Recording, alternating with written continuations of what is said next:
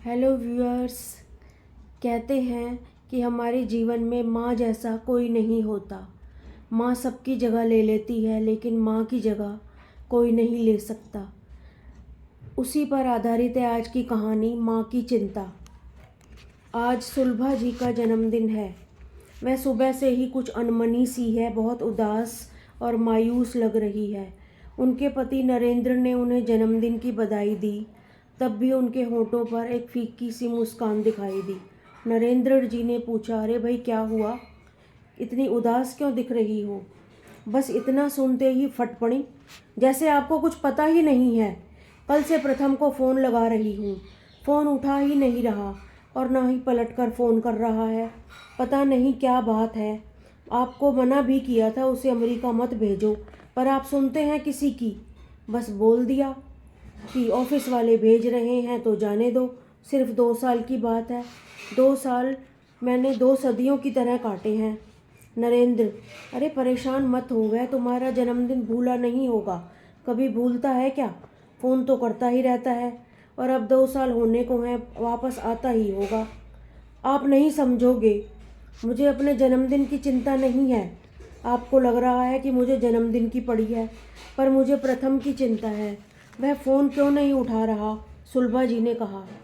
नरेंद्र जी के समझाने पर भी सुलभा जी को चैन कहाँ। कभी दरवाजे पर टकटकी लगाकर देखती, कभी मैसेज भेजती, कभी फ़ोन मिलाती।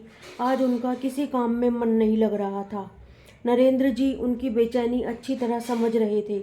शाम होते होते सुलभा जी ने गहरी उदासी की चादर ओढ़ ली और नरेंद्र जी को उनकी चिंता सताने लगी थी। शाम के 6 बज रहे थे।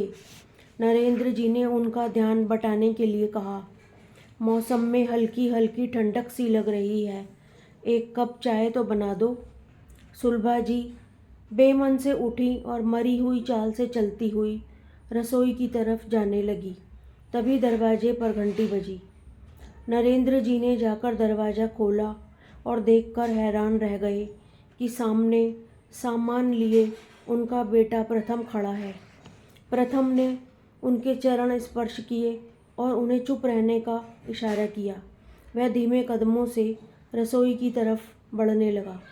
नरेंद्र जी से अब रुका नहीं गया और बोले, अरे पलटकर तो देखो कौन आया है। लेकिन सुलभा जी अपने में ही गुमसुम थी। उनकी बला से कोई आए कोई जाए। इतनी देर में प्रथम अपनी माँ के बिल्कुल पीछे पहुँच चुका था और अपनी दोनों हथेलियों से अपनी माँ की आंखें बंद कर दी। प्रथम का स्पर्श माँ ने तुरंत पहचान लिया और पलटकर भरे गले से सिर्फ इतना ही बोली, प्रथम तू आ गया।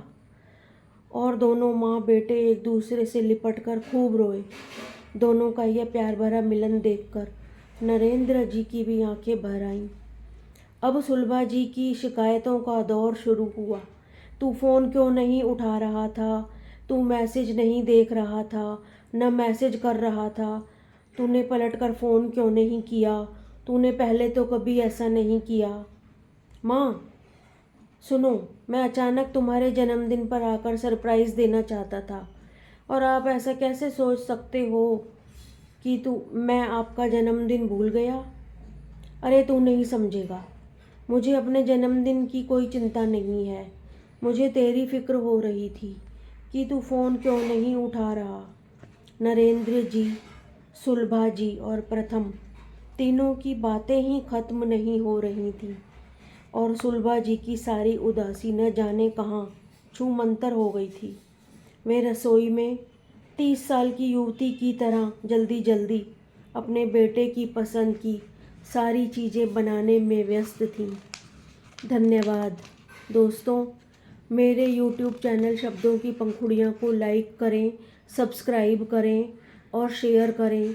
सुनते रहें कहानी गीता वाधवानी की जुबानी।